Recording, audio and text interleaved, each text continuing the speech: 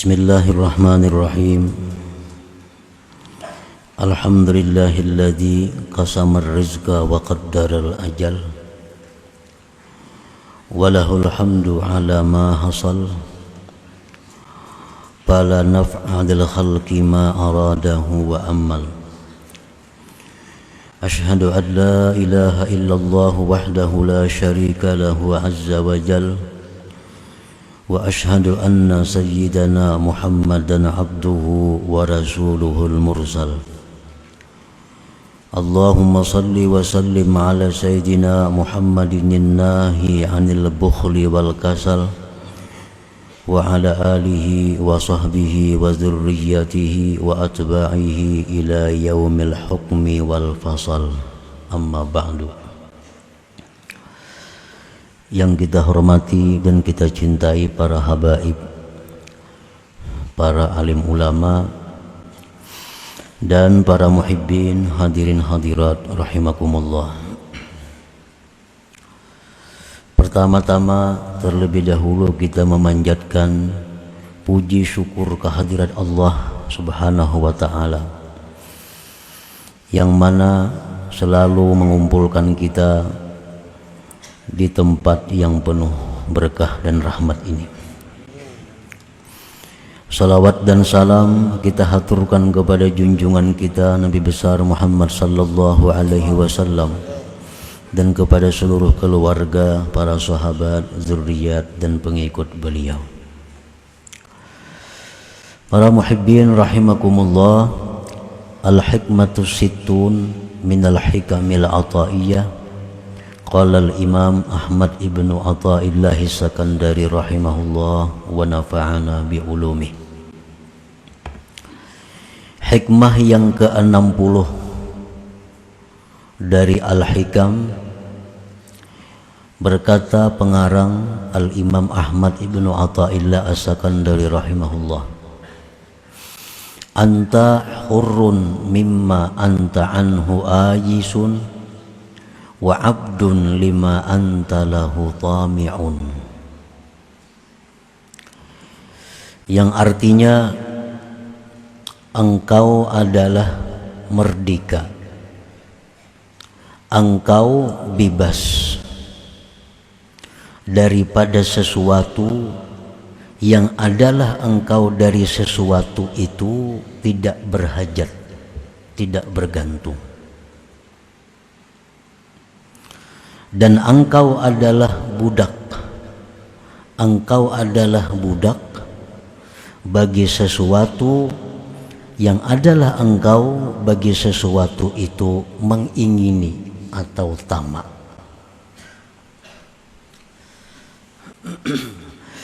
Nah, para muhibbin rahimakumullah, artinya kita ini merdeka.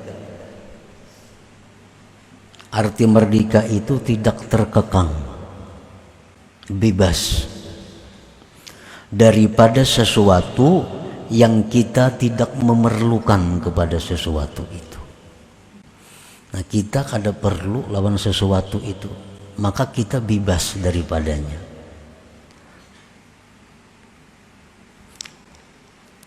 Dan kita menjadi budak bagi sesuatu yang kita ingini. Kita menjadi budak bagi sesuatu yang kita ingini. Kita ingin sesuatu, maka kita kejar sesuatu itu. Dan kita tunduk patuh kepada sesuatu yang kita ingini itu. Jadi orang yang tamak, maka dia merupakan budak bagi yang diingininya. Orang yang tamak dengan harta, dia budaknya harta. Siang malam, pagi sore, dia kejar harta itu. Orang yang tamak dengan jabatan, dengan kedudukan, siang malam dia kejar kedudukan itu sampai dia dapatkan kedudukan itu. Nah, itu adalah hambanya, budaknya kedudukan, budaknya harta. Para muhibbin rahimakumullah, ini hikmah yang ke-60 merupakan kesempurnaan dari hikmah yang ke-58, 59, dan ini yang 60, membicarakan tentang tamaknya kita. Tamak itu adalah sesuatu ketergantungan kepada selain Allah dan senang tenang dengan selain Allah, disebut tamak. Termasuk di dalamnya adalah rakus, tidak merasa cukup dengan yang telah diberikan oleh Allah Subhanahu wa ta'ala. Qala Nabi sallallahu alaihi wasallam, iyyakum wat-tama' fa innahu faqrun hadir. Aku takuti kamu bersifat tamak, karena tamak itu adalah merupakan fakir yang ada. Bagaimanapun orang itu banyaknya punya harta, kalau dia masih tamak, dia itu sebenarnya adalah orang fakir.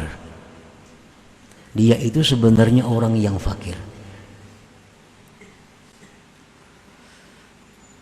Orang yang tidak mempunyai harta tetapi hatinya kaya, tetapi hatinya tidak tergantung kepada selain Allah, itulah yang disebut dengan ghinal qalbi, kayanya hati seseorang dari selain Allah Subhanahu wa ta'ala.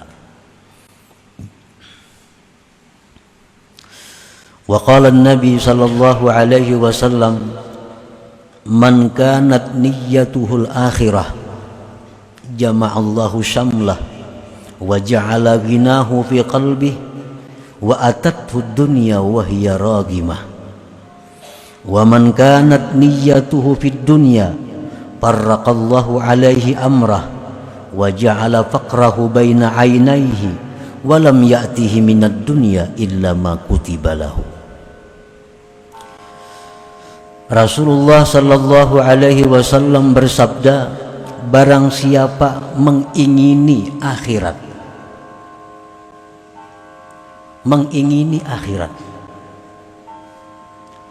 orang ini ingin menjadi hambanya Allah, orang ini ingin dapat keridhaan Allah, orang ini ingin masuk surga, itu yang diingininya,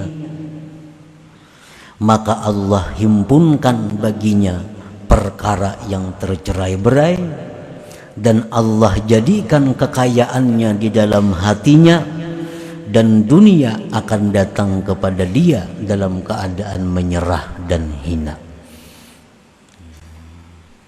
Orang yang hidupnya ini niatnya, keinginannya akhirat. Orang yang hidup itu pikirannya adalah bagaimana dia mempunyai bangunan, mempunyai gedung di dalam surga. Ini pikirannya.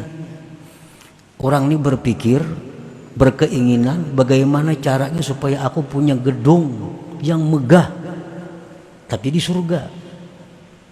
Nah, itu pikirannya. Nah, orang ini akan didukung oleh Allah. Segala urusan-urusan yang tercerai-berai menjadi satu, menjadi mudah. Dan hatinya dikayakan oleh Allah. Dunia yang dijatahkan untuk dia akan datang hina, menyerah kepadanya. Dan barang siapa keinginannya itu pada dunia, nah orang ini hendak berisi rumah nang megah nang mewah tapi di dunia, hendak berisi kendaraan nang baik nang mewah tapi di dunia, hendak mempunyai kebun ternak nang banyak tapi di dunia, farraqallahu alaihi amrah, Allah cerai-beraikan atasnya urusannya.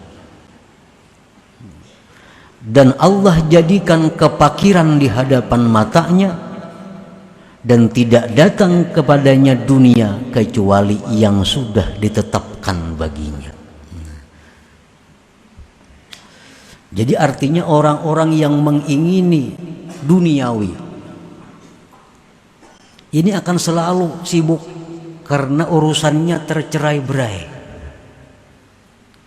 dan selalu merasa fakir, merasa kada cukup. Dan dunia yang diberikan Tuhan kepadanya kada berubah daripada apa yang ditetapkannya di dalam Lauhil Mahfuz di masa azali dahulu kala.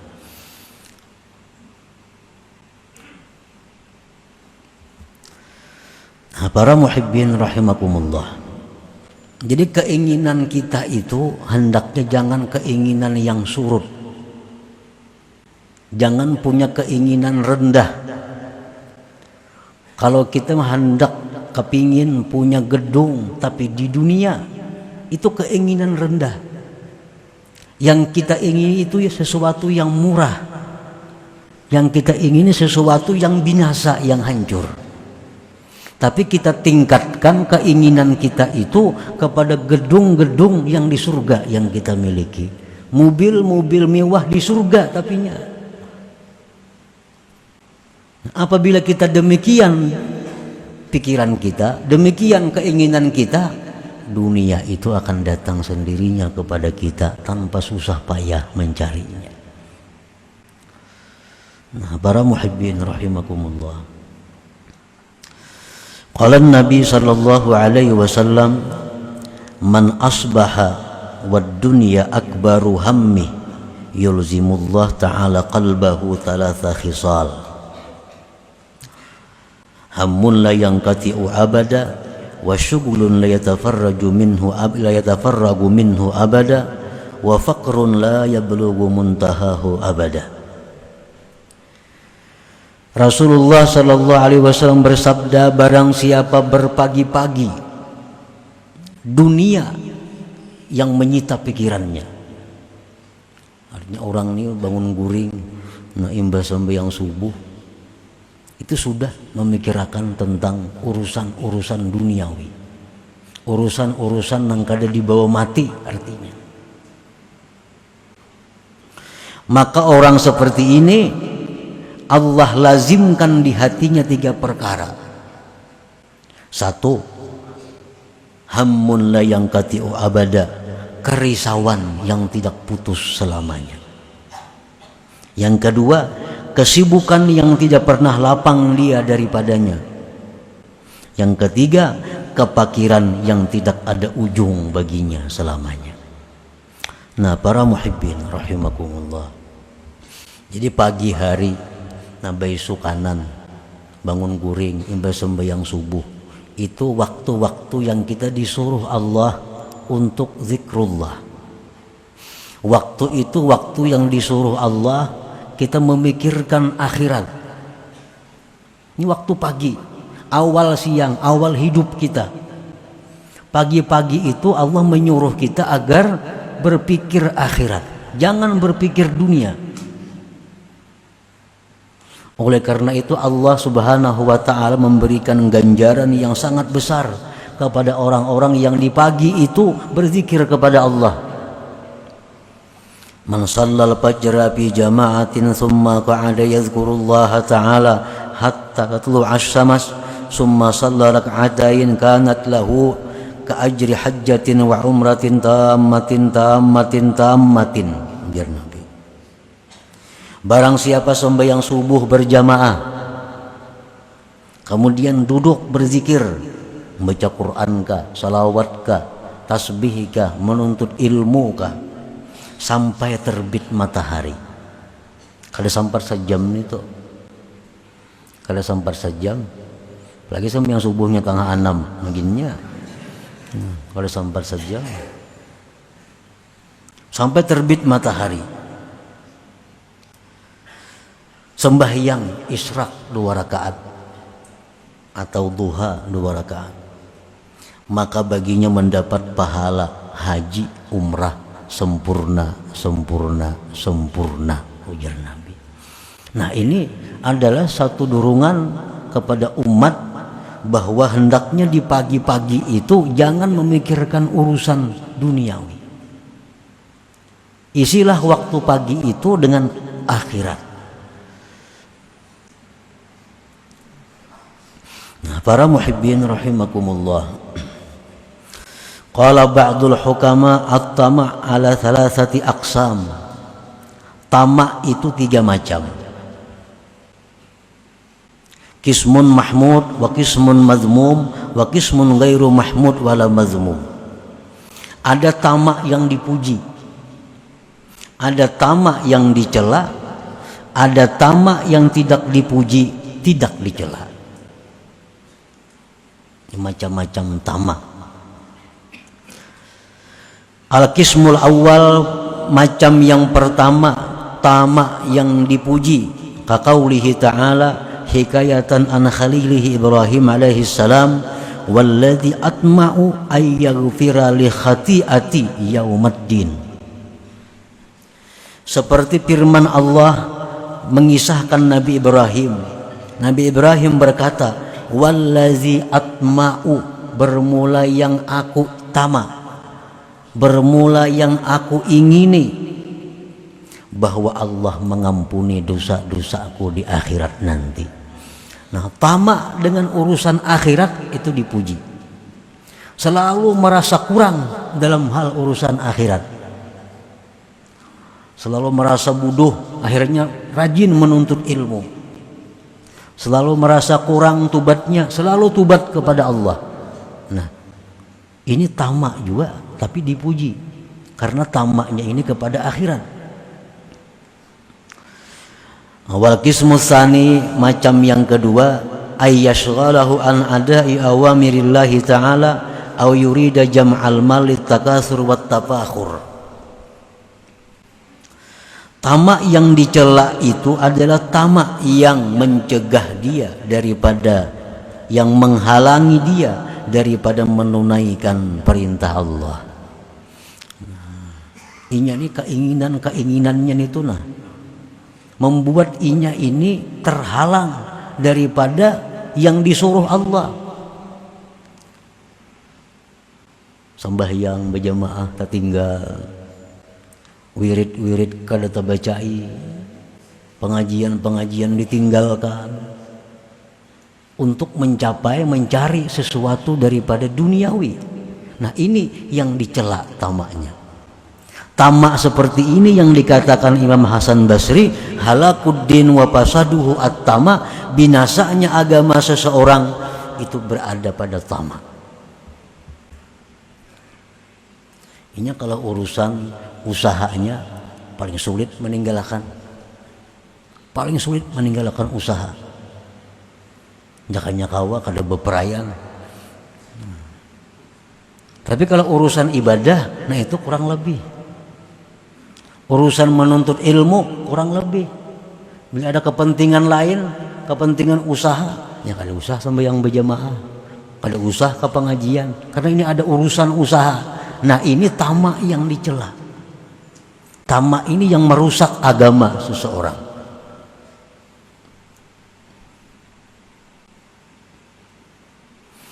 Aw yurida jam'al mal litakatsur wat tafakhur, atau dia menghendaki mengumpulkan harta untuk berbanyak-banyak dan bermegah-megah. Nah, inya ini tamak. Waktunya bagus, pengajiannya kada tertinggal, berjamaahnya kada tertinggal. Tapi di waktu-waktu kosong dari kegiatan agama, inya mencari dunia untuk berbanyak-banyak dan mengumpulkan duniawi. Ini pun dicela juga. Alhaakumut takatsur hatta zurtumul maqabir. Kamu itu dilalaikan oleh berbanyak-banyak sampai kamu mati. Hatta zurtumul maqabir, sehingga kamu ziarah kubur, sehingga kamu masuk kubur artinya. Nah, ini yang dicela.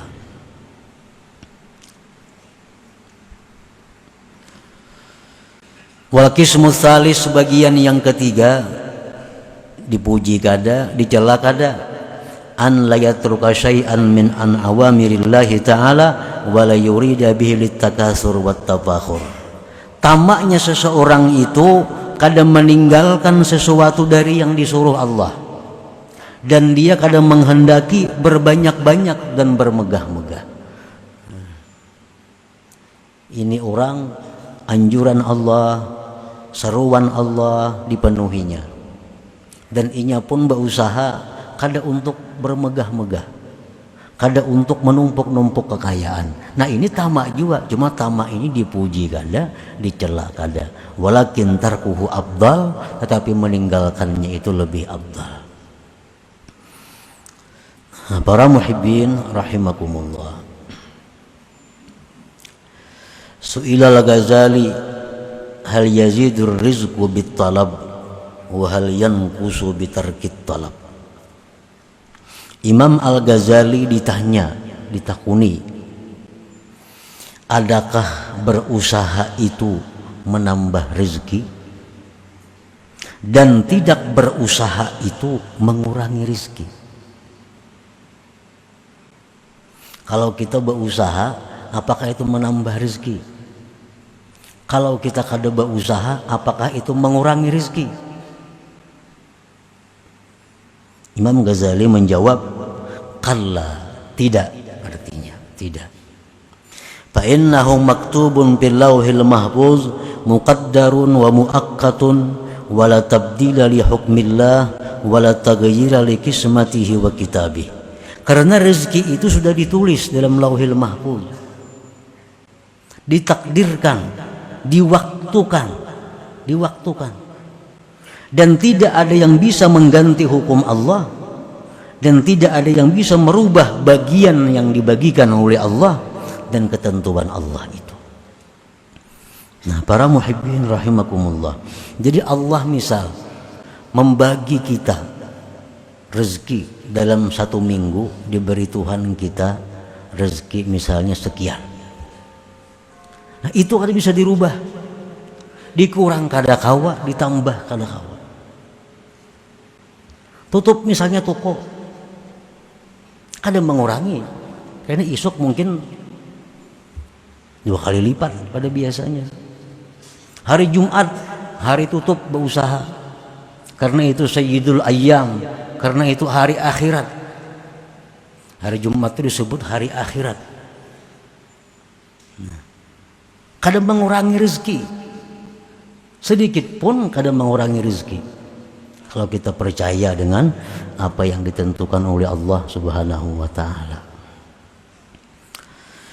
Nah, usaha kadang menambah rezeki, kadang berusaha kadang mengurangi rezeki. Lalu apa gunanya Allah menyuruh berusaha? Apa gunanya? Ya ayyuhalladzina amanu idza fantashiru fil ardi fa idza qudis shalah fantashiru fil ardi wabtaghu min fadlillah. Bila selesai sembahyang, fantashiru, bertebaranlah kamu di muka bumi, wabtaghu min fadlillah, cari anugerah Allah. Kan itu usaha. Allah menyuruh berusaha. Nah, sedangkan usaha kadang mempengaruhi dengan jatah rezeki kita. Apa gunanya berusaha? Nah, usaha itu kita disuruh oleh Allah litarattu bil iqab was sawab, untuk menimbulkan siksa dan pahala. Ada orang berusaha, usahanya baik, usahanya jujur, kadang melalaikan perintah Allah. Nah, ini usahanya jadi pahala. Pedagang-pedagang yang jujur itu hari kiamat dihalau wajahnya seperti bulan purnama.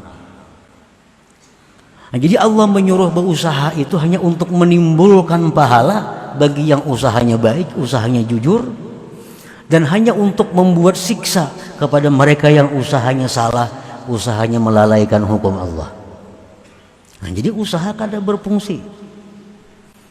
Orang yang berusaha dengan baik, dengan jujur, pahala fisabilillah. Orang yang usahanya salah, usahanya melanggar hukum Allah, fisabilil syaitan, di jalan syaitan. Jadi usaha itu hanya untuk menimbulkan pahala atau dosa. Nah, kita hari ini berusaha, kita ke pasar, buka toko, bisa dosa yang kita dapat, bisa pahala, tergantung keadaan. Kalau orang hari ini berusaha dengan tujuan bahwa keuntungan hari ini akan kunafkahkan kepada keluarga, membantu orang-orang sakit untuk sabilillah, maka usahanya itu di jalan Allah. Kalau orang berusaha hari ini buka toko dengan niat keuntungannya untuk menambah harta, untuk memperbanyak harta, maka usahanya itu bisa diri syaitan, jalan syaitan. Nah, jadi usaha kadang mempengaruhi dengan kurang tambahnya rezeki itu. Cuma yang usaha itu bisa menimbulkan pahala, bisa menimbulkan dosa. Nah, para muhibbin rahimakumullah, lalu apa gunanya doa? Kan ada doa, ya Allah luaskan rezeki kami, maka kada berubah. Kalau kita dapat jatah seminggu dapat sekian, kita berdoa kayak apa aja kada bisa merubah. Kenapa disuruh berdoa? Nah, Allah Subhanahu wa taala menyuruh kita berdoa itu adalah izharan lil faqri, untuk menampakkan kefakiran kita kepada Allah. Allah menyuruh kita berdoa itu hanya untuk menampakkan bahwa kita berhajat kepada Allah. Maulah doa kita nang manusia nih, apalagi nang banyak dosa nih, kau merubah ketetapan Allah, terlalu hebat doa. Nah, jadi doa itu hanya Allah menyuruh kita agar bahwa kita ini nampak fakir di hadapan Allah, agar kita nampak berhajat di hadapan Allah. Jadi doa kada akan merubah apa yang ditetapkan oleh Allah dalam ilmunya, di dalam Lauhil Mahfuz itu. Nah, para muhibbin rahimakumullah, lalu kenapa kadang-kadang begitu kita berdoa terjadi? Kita berdoa, ya Allah luasakan pengharini rezeki hamba nak bayar hutang. Biasa sehari dapat rezeki 10.000, 15.000. Begitu bisukan berdoa sekali dapat 1 juta hari itu. Nah, kan kayak doa modelnya kabul nih, kayak doa modelnya kabul. Padahal itu sudah ketetapan Allah, hari itu memang dapat itu. Sama orang misalnya memotong sesuatu, begitu dipotongnya putus, tataknya pagat, model kayak lading yang memagat itu modelnya. Padahal lading itu kada berdaya upaya, itu ada daya upaya daripada Allah Subhanahu wa taala yang berbetulan dengan lading jatuh kepada yang dipotong tadi. Nah, amun kita madahkan bahwa doa kok makanya kamu tuh murah rezeki, itu Allah taala ngarannya. Allah Ta'ala, doa kada bisa merubah yang ditentukan dalam ilmu Allah Subhanahu wa Ta'ala. Nah, jadi dengan adanya kita berdoa supaya luas rezeki, kita berpahala, karena kita menampakkan bahwa kita fakir kepada Allah, kita menampakkan kita berhajat kepada Allah Subhanahu wa Ta'ala. Nah, para muhibbin rahimakumullah, jadi kada ada gunanya kita tamak, itu kada ada gunanya. Bahayanya maka banyak. Orang nang menipu karena tamak, orang nang mengangkat tanah orang karena tamak, orang nang merampok, menjuntan, korupsi karena tamak. Itu halakuddin, binasanya agama di situ. Nah, para muhibbin rahimakumullah, sampai yang hikmah ke-60 ini dari 58, 59 sampai 60 pengarang membicarakan masalah tamak tadi. Selanjutnya hikmah yang ke-61. Nah, insyaallah kita sambung kembali malam Rabu yang ketiga, di bulan Syawal insyaallah taala. Bila hadratin Nabi sallallahu alaihi wasallam, al-Fatihah. Bismillahirrahmanirrahim. Iyyaka na'budu wa iyyaka nasta'in. Ihdinas siratal mustaqim. صراط الذين أنعمت عليهم غير المغضوب عليهم. يا الله بها يا الله بها يا الله بحسن الخاتمة، يا الله بها يا الله بها يا الله بحسن الخاتمة، يا الله بها يا الله بها يا الله بحسن الخاتمة. ويا أيها الرجل منه شفاعة صلوا عليه وسلموا تسليما.